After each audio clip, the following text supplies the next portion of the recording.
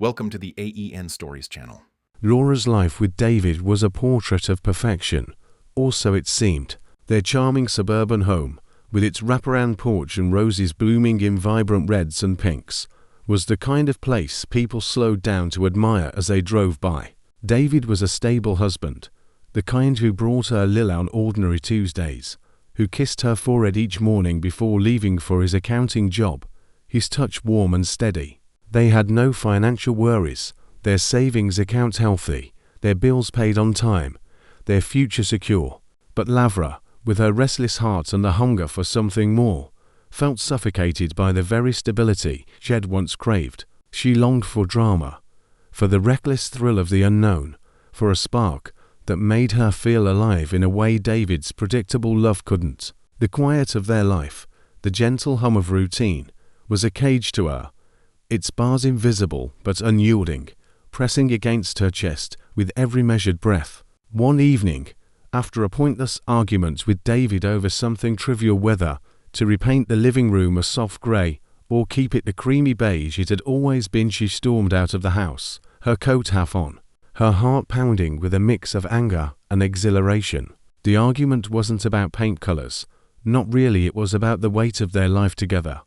The way it felt like a script she hadn't written. She didn't know where she was going, only that she needed to move, to escape the suffocating predictability of their home, where every day blended into the next. She hailed a taxi, sliding into the back seat with a sigh, her breath fogging the window as she stared out at the city's blur of neon lights and shadowed streets, the pulse of the night calling to her. The driver, Eric, wasn't special, at least, not at first glance.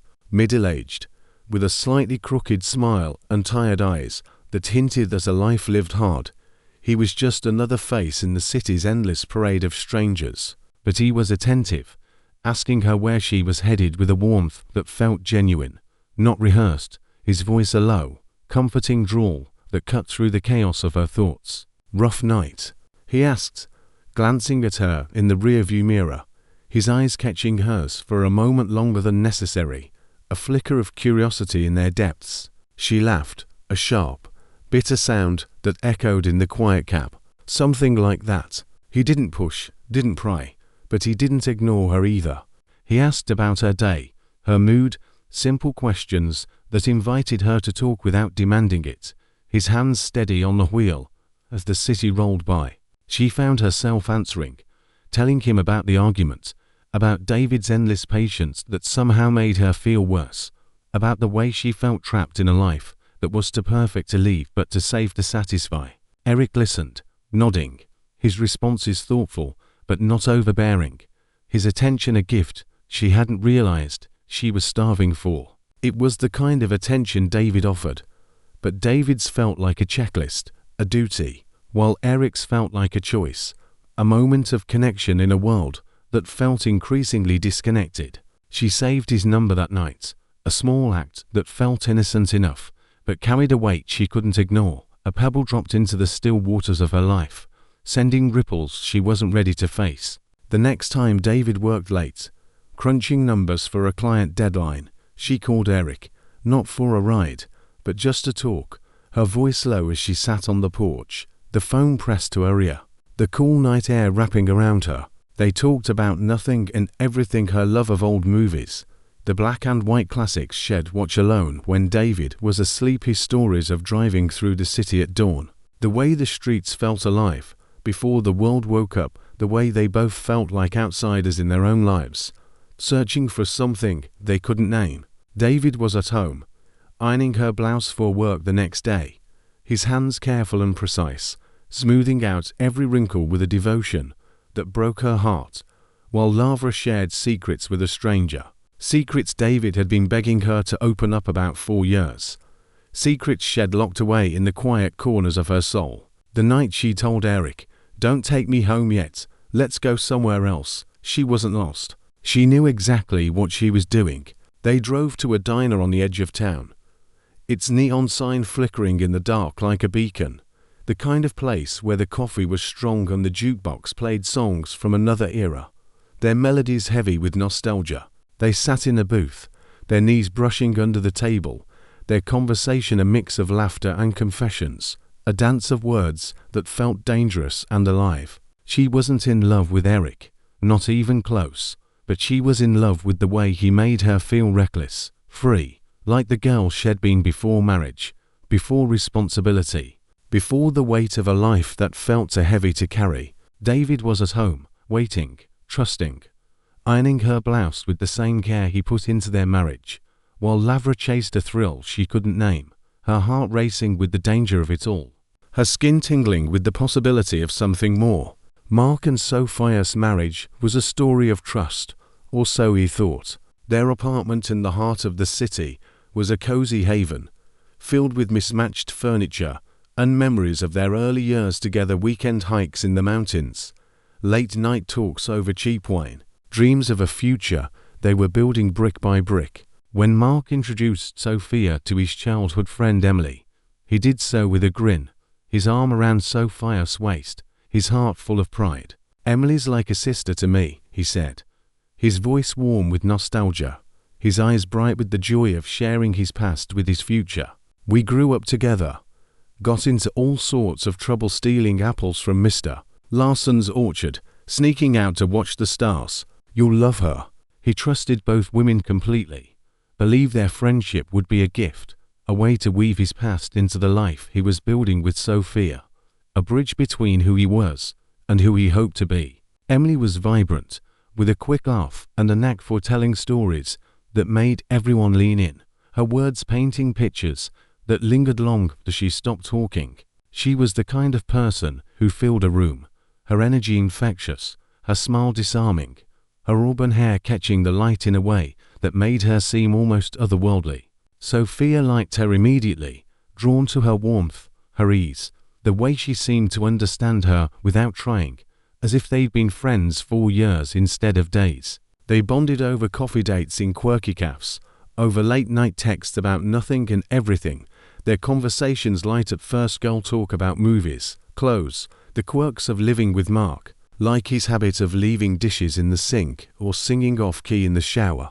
But somewhere along the way, the dynamic shifted, the lines blurring in ways Mark never saw coming, a subtle shift that Sophia felt but didn't name. While Mark worked overtime to save for their dream vacation, a trip to the Amalfi Coast had been planning for months, poring over travel blogs and brochures, imagining Sophia's smile against the backdrop of turquoise waters. Sophia and Emily's texts grew longer, more intimate, their laughter tinged with something deeper, something that made Sophia's heart race. They shared secrets, dreams, frustrations, the kind of things Sophia used to tell Mark, but now kept locked away, hidden in the quiet moments when he was too tired to listen. Emily listened in a way Mark didn't, not because he didn't try, but because he was too busy building a life for them, to focus on the future, to notice the present slipping away. Sophia found herself craving Emily's attention, the way her text lit up her phone at midnight, the way her voice softened when they spoke, the way she made her feel alive in a way Mark's steady love couldn't, a way that felt dangerous and new. It started innocently enough, lunches that stretched into afternoons, walks in the park that felt like dates, moments when their hands brushed and neither pulled away, the air between them charged with possibility. But soon, Sophia was lying to Mark, saying she was shopping when she was at Emily's apartment, their laughter spilling through the open windows as they shared a bottle of wine, their knees touching as they sat on the couch. The cruel part was that Sophia knew Mark hadn't done anything wrong. He gave her love, stability, loyalty, everything she'd once thought she wanted, everything she'd dreamed of when they were dating, young and reckless and full of hope.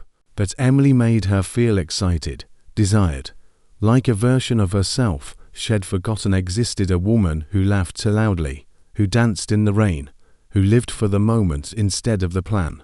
The betrayal wasn't in the act itself, but in the choice, in the way Sophia herself fall into something new, while Mark believed he was keeping their marriage safe.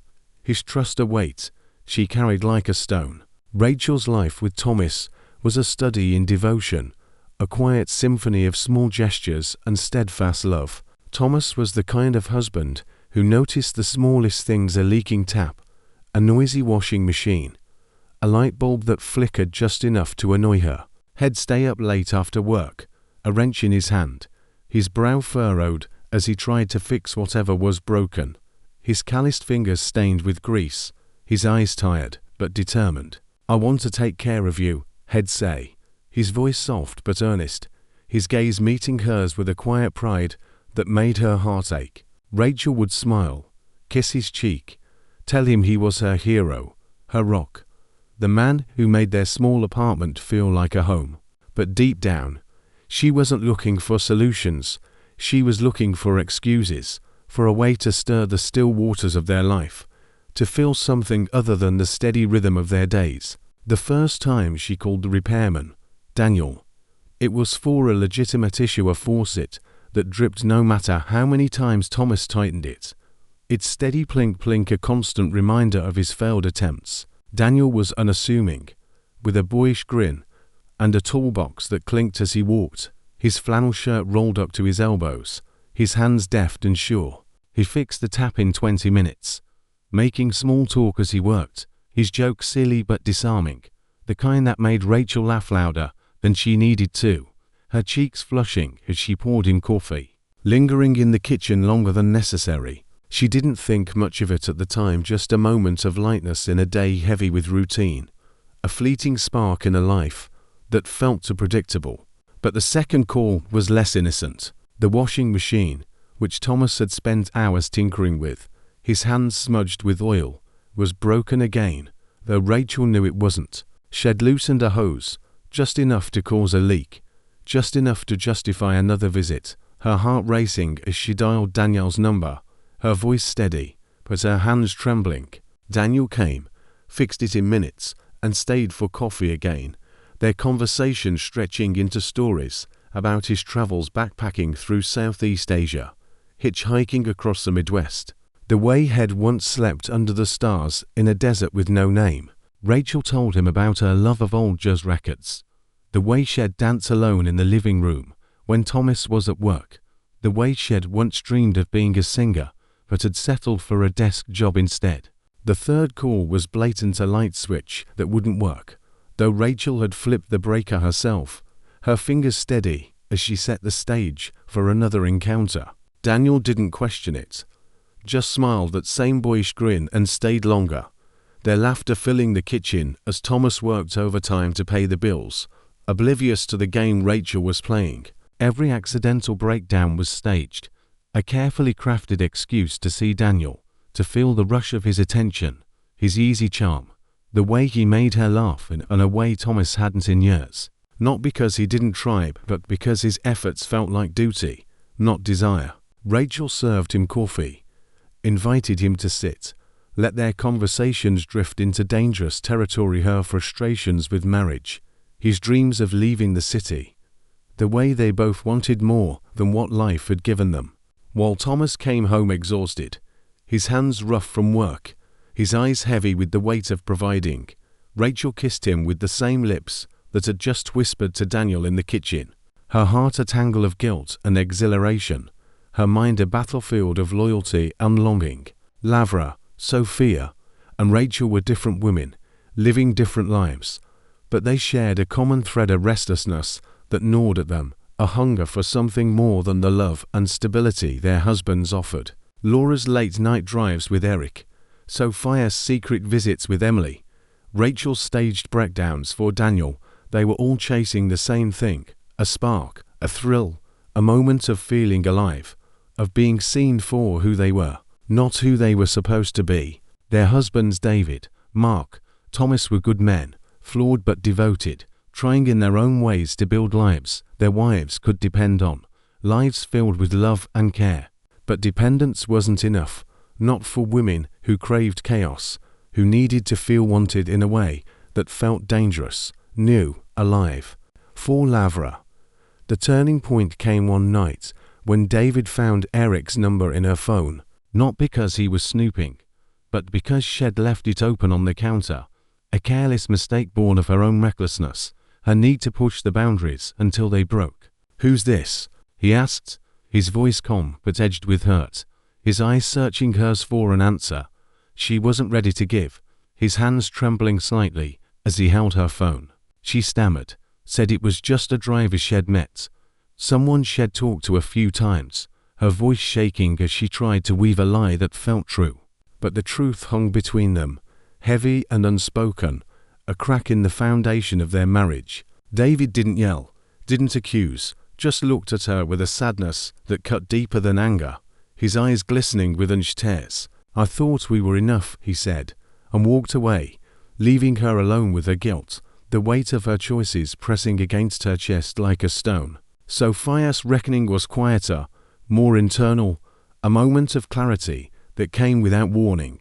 One evening, as she sat across from Emily, their hands brushing over a shared dessert, the air between them charged with possibility, she saw a photo of Mark on her phone, a selfie from their last hike, his grin wide and unguarded, his hair messy from the wind.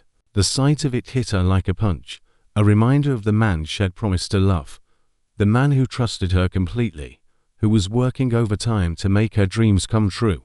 She excused herself, went to the bathroom, and cried, the weight of her betrayal crushing over her like a wave. She didn't love Emily, not really, but she loved the way Emily made her feel alive, wanted, free in a way she hadn't felt in years. But freedom came at a cost, and Sophia wasn't sure she was willing to pay it. Not when Mark's love was still there, steady and true, waiting for her to choose it. Rachel's moment of truth came when Thomas caught Daniel leaving their house one afternoon, his toolbox in hand, his smile lingering as he waved goodbye from the porch.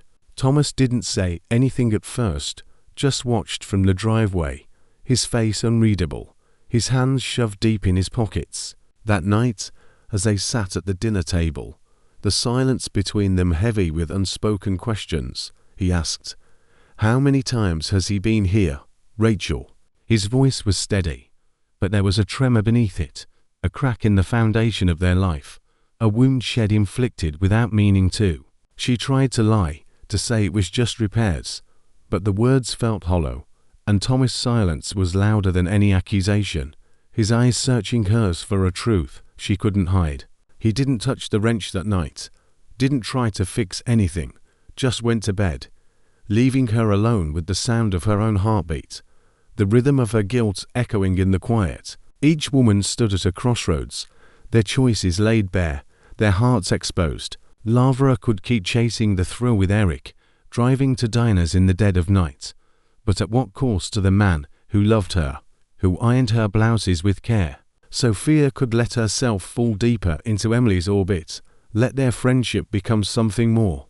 But what would it mean for the life she'd built with Mark, the man who trusted her with his heart? Rachel could keep staging breakdowns, keep inviting Daniel into her kitchen, but how long before Thomas saw through the lies, before the home they'd built crumbled under the weight of her deception?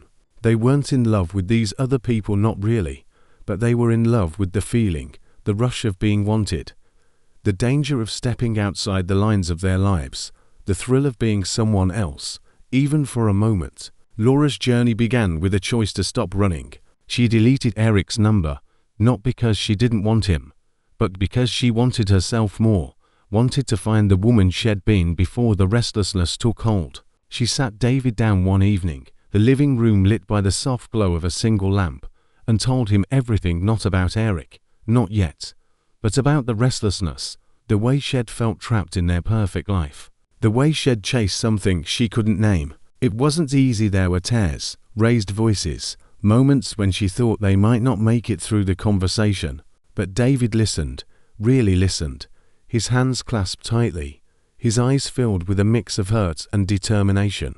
They started therapy, a space where they could unpack the layers of their marriage, where Lavra could admit her fears and David could confess his own fear of not being enough, of losing her to a life he couldn't give her. It wasn't perfect, but it was honest, a chance to rebuild, to find their way back to each other, one conversation at a time. Lavra started writing again, a journal filled with raw, unfiltered thoughts, a way to channel the chaos she'd been chasing, to give it shape and meaning without destroying the life she'd built. Sophia chose a different path, one that required her to draw lines where there had been none. She didn't tell Mark about Emily, not yet, but she pulled back, setting boundaries that felt like a betrayal of their friendship, but a necessity for her marriage. She started spending more time with Mark, rediscovering the man she'd fallen in love with, the one who made her laugh with his terrible puns, who held her hand during scary movies, who dreamed of a future they could build together. They went on dates again, awkward at first, like teenagers learning to love, but slowly, the spark returned, the silences grew comfortable, the trust began to mend. Sophia didn't cut Emily out entirely, their friendship was real, even if it had crossed lines, but she chose Mark, chose the life they were building, chose to fight for the love she'd almost thrown away. She started a blog, a quiet space where she could write about her life, her dreams, the woman she was becoming, a way to reclaim her voice without losing herself to someone else's. Rachel's journey was the hardest, a path paved with broken trust and hard truths. She confessed to Thomas one rainy evening, not about Daniel specifically, but about the lies, the excuses, the way she had used their home as a stage for her own drama, her own need for something more.